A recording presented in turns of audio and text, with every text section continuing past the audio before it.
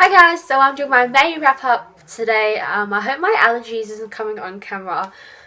Sometimes I get allergies when I eat a certain a food and it reacts, which isn't severe, but it does get a bit irritating. Anyways, let's get into the wrap up. This month I read a total of 8 books, which sounds pretty good, but my average for the past months before have been 11, so that's kind of insane. But it's okay, because I had so much uni, I've been pacing myself and stuff. So this month in the year-a-thon read-along, the thing was catch up or series, or series in general, and I decided to catch up on the Dyer series, and this is the second book, which is The Evolution of Dyer, by Michele Hodkin, because the third book is coming out in November. And I felt like I should have read it maybe a bit later on in the year, because I cannot wait for the next book already. The cliffhanger in this is massive. I'm going to be writing a review for this, so keep an eye out for that one. But this is insane. You have no idea how crazy the cliffhanger is. I just want the third book now. I gave it a 5 out of 5 as well. Forgot to mention that. And then I also read Boundless by Cynthia, which is the third and last book in the... Well, my mum came in there. What was I saying? Which is the third and last book of the The Unearthly series by Cynthia, and I've read the first 2 quite a while back, and I decided I had to finish off the series. I've heard that it's a great series, and I do agree with everybody. It's a really one of the better paranormal series. It's about angels, and the main character Clara, and the angels on Earth have visions, and then they live to fulfill those visions that they have, and it centers around Clara and her friends Christian, Tucker, and Avery. I have done a review for this book on its own, but not the series review, because I don't remember much about the first 2 to really do a series review. But if you want to hear more about this book, then I'll leave a link to my review down below. I gave it a 4 out of 5. And then I took part in the Battle Books readathon, Battle Books 10.0 readathon, yeah, and I decided to read Throne of Glass by Sarah J. Maas, which is the first book in the Throne of Glass series. I liked the main character a lot, Selena Sodothian. She's an assassin, one of the best assassins in this world, and one day she gets captured and she ends up having to slave away in a mining cave or area until she's granted a chance at freedom. So she has to compete along with other criminals, and the last person to survive becomes the king's champion, basically his own personal assassin, and she's out there to kill people. So that's her story, and I really thought it was going to be a really sort of epic fantasy. It certainly does have really good fantasy elements in it, but it didn't really wow me in any way. Considering I'd heard so many good things about it. I do have a review for this as well, linked down below, but I gave it a 4 out of 5.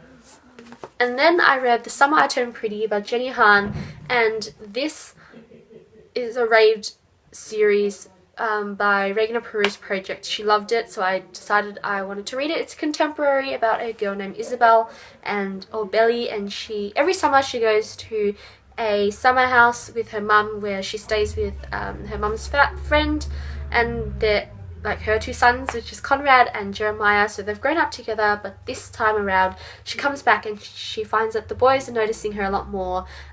She's growing into this sort of mature teenager. It was a really sweet sort of read.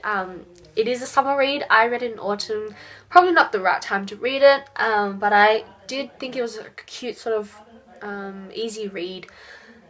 I don't think I fell in love with it either. The review for it will be down below as well, but I gave it a 4 out of 5. Moving on, I ended up reading 2 new adult novels. The first one is Ruin by Rachel Van Dyken. There we go. So the first one is Ruin by Rachel Van Dyken, and it's about a girl who goes to college basically, and she gets to know this guy, and I don't remember the names, and this is why I don't tend to really read new adult novels, because most of them aren't really memorable. Some of them are, but the characters' names I just don't remember.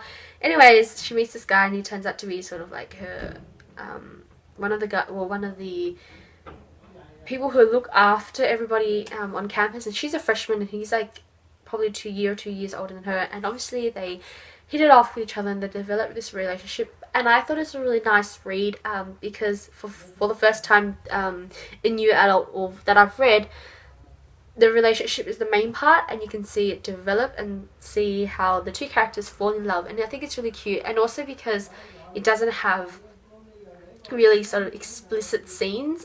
There's not a lot of sex scenes out in this one as opposed to some other new adult novels I've seen. It's just really sweet. So I gave it a 4 out of 5, and the second new adult novel that I've read was Easy by Tamarra Webber, and this one is a bit more memorable.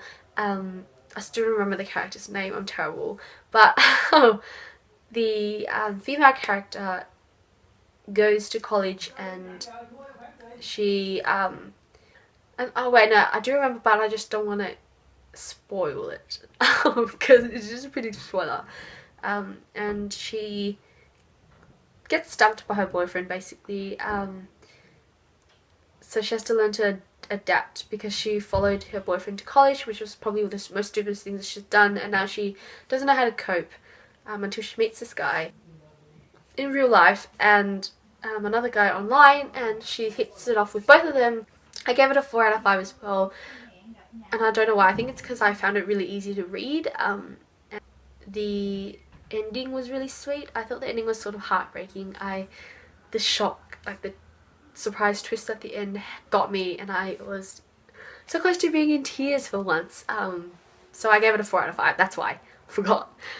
And then I ended up finishing Rev Girl by Leigh Houghton, and I actually got sent this by Lee, because this is her debut novel in the series The Go-Go Chronicles, and it centers around Clover Cassidy, who is a dirt bike racer.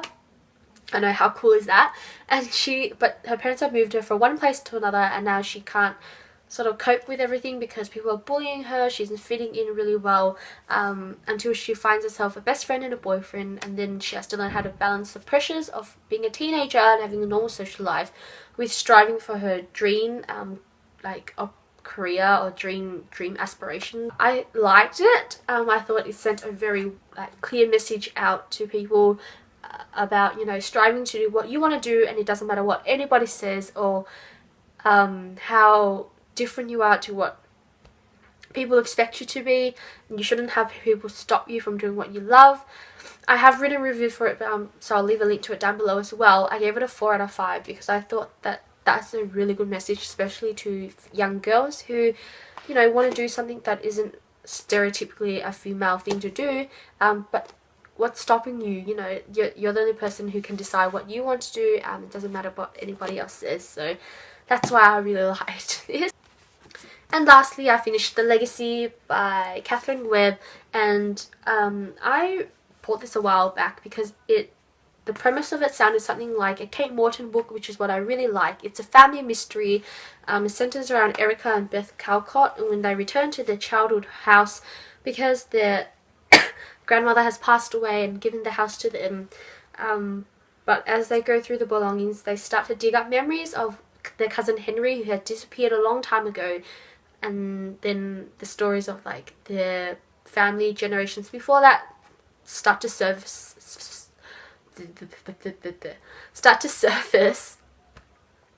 and the puzzles all fit together, sort of thing. It took me a while to read this because I was reading this on and off between all the other books that I was reading, but I enjoyed it. I think Webb's writing was really well done. She does write like Kate Morton as well, and I think I liked that. It's really sort of old English style. You feel like you're in England with them, or in the UK, in the countryside. It's like really nice setting, scenery. The mystery isn't really surprising until the end, like the very end, and then you're like, whoa, what just happened? It is a bit slow to plot through sometimes. You get a couple of different point of views, so you get Erica's, and then you get her great-grandmother's Caroline, I'm pretty sure, or Katherine. I'm going to be writing a review for this though, so keep an eye out for that one, but I gave this a 4 out of 5, I'm pretty sure. Yeah, 4 out of 5 as well. So all in all, it's been a pretty average month of reading. I think I gave all of these books 4 out of 5. but I enjoyed most of them. If you have read any of the books that I mentioned, then leave a comment down below telling me what you thought about them. Otherwise, I shall see you guys next time. Goodbye!